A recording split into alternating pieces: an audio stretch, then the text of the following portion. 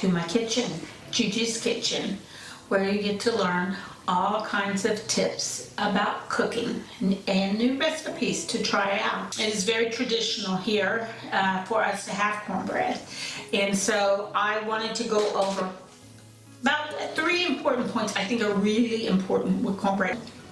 When you go into the store and you buy cornbread, you're going to buy cornmeal. You'll go to where the flour is and you'll see packages of it, little bitty packages, big packages, giant packages, and they're all different. You really need to look at the labels on them.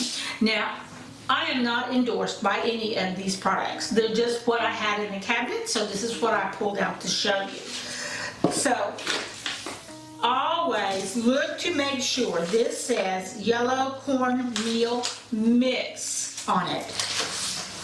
This says yellow cornmeal.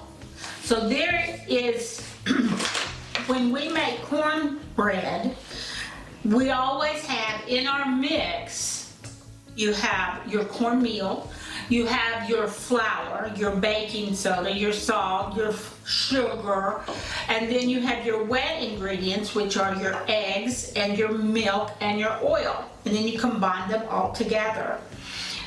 So if you go and you pick up cornmeal, then you're going to have to add to this the flour and the other things to it.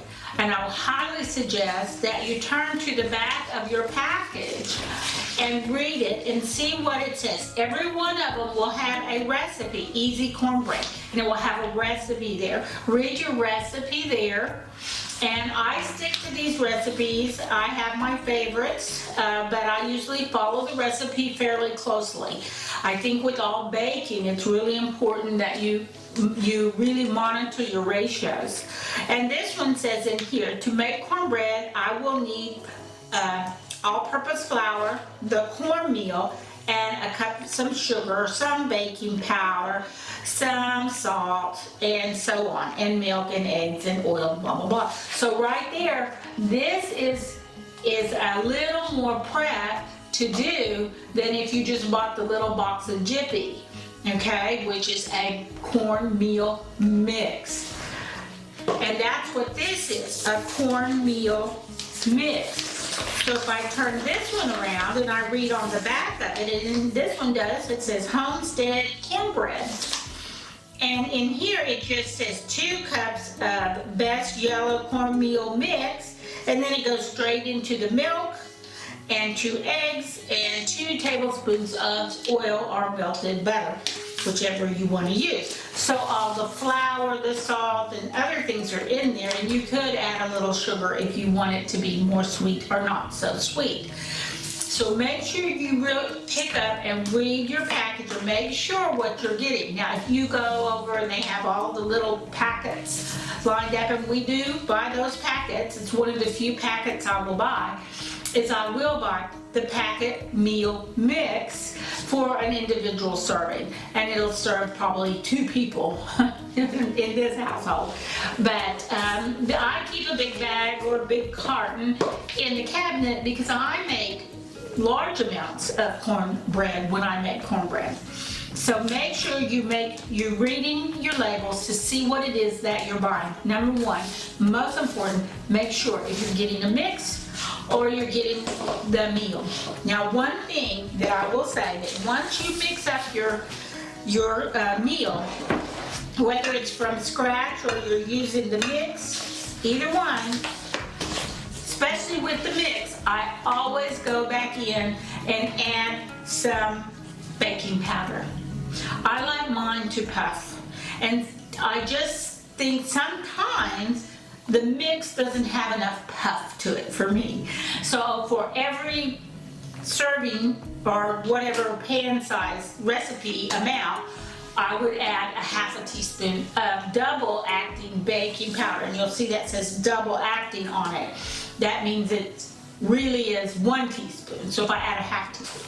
So in here I've mixed up a double batch of cornmeal mix here, and then I went ahead and added 1 teaspoon of baking powder so I can get that puff on it that I want. So number 1 tip, Make sure you read your labels, know if you're getting meal or mix. Make sure you're adding your baking powder and make sure your baking powder is fresh. The way you know if it's fresh is if you touch it on your tongue, take your finger and stick it in there and put it on your tongue, it'll have a little fizz to it. You know it's good if it fizzes, okay? If it doesn't fizz, it's not gonna rise anything. You need to make sure it's good. Also, when you go to mix your wet ingredients into your dry ingredients, it will be the thing that you do right before you put it in the oven. You would not mix it up and let it sit. Cornmeal mix, once it's wet, you've mixed it, you pour it directly into your hot pan and then it goes directly into the hot oven. And the other thing is that we never want to over mix it. It looks like it's not mixed well enough, but trust me, it is. If you mix and mix and mix until it's smooth, it will not rise. You have to just mix enough to get everything incorporated and then pour it straight into the pan. So there's a few tips on that. Now I'm going to turn on my oven to 400 degrees for my cornbread. I want this oven to be extremely hot when I put it in. And it's going to make some noise, so I hope you can hear me over it once I get it going. Now my cornbread does take about 20 to 25 minutes. I'm doing a double batch. I need a bigger skillet, I need bigger space. And this is my big cast iron skillet. I do have oil in it right now. The flame's on, I am heating this. And you can see there's oil, that's the Wesson I put in the bottom. So it is going to be getting really hot while we mix up our cornbread. So here's our bowl. This is our cornbread mix here that we've got ready. It's already got everything in it. It has our cornmeal, our flour, everything that we need. And then I'm going to make a little well in the bottom, little hole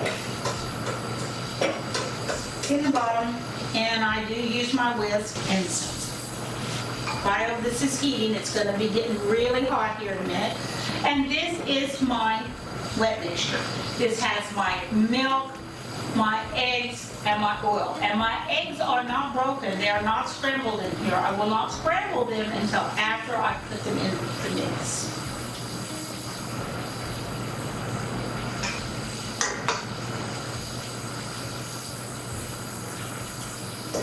So as you can see, I pour it in and it just stays in the middle there.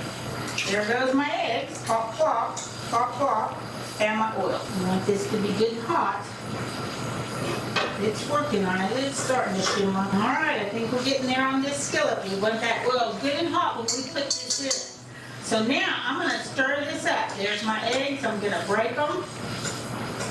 And then we're going to stir. And remember, we're not trying to beat it to death. We're just stirring it and incorporating it all together.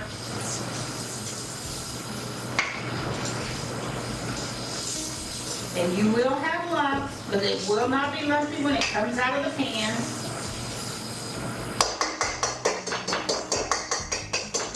That's the only problem with using a whisk.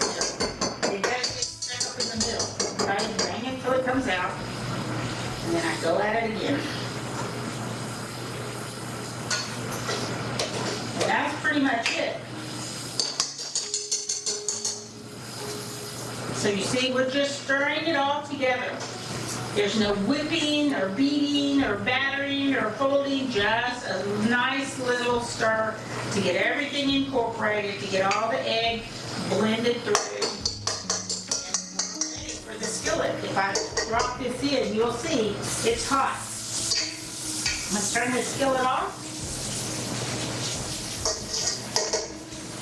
Get over there and get my spatula. And hopefully I'm going to put this in where you can see it, because it's going to fry up and around. And that's what I want. And then the whole thing goes in the oven. It's already cooking. It's cooking. It's getting crispy. And we scrape it all in there. Get our mix. Get our oven open. And it goes straight in the oven.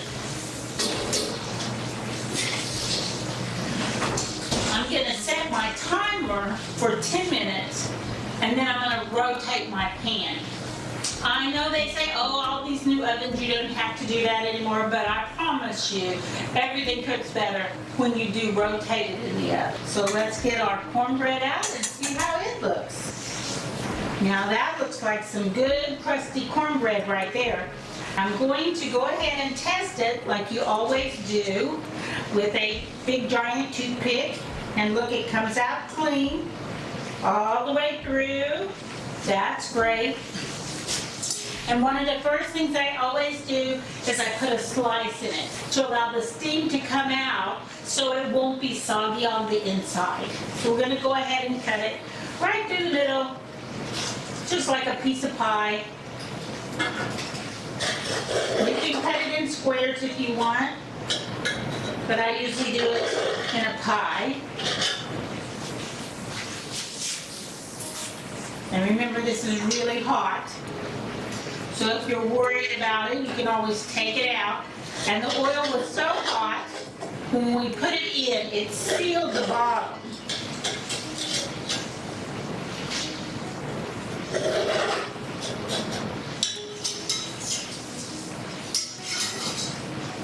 So voila, there you go. And look at that crusty bottom right there. That is wonderful, crispy, crusty cornbread. Ready to go for dinner. Soup and cornbread. I always like to scoop me a little bit, put it right in the middle, and then add a lot of broth right through there. And then here's your slice of cornbread to go with it. You can do this. Yum. Potato soup and cornbread. It's wonderful stuff. Have a good week. See you next time. Bye.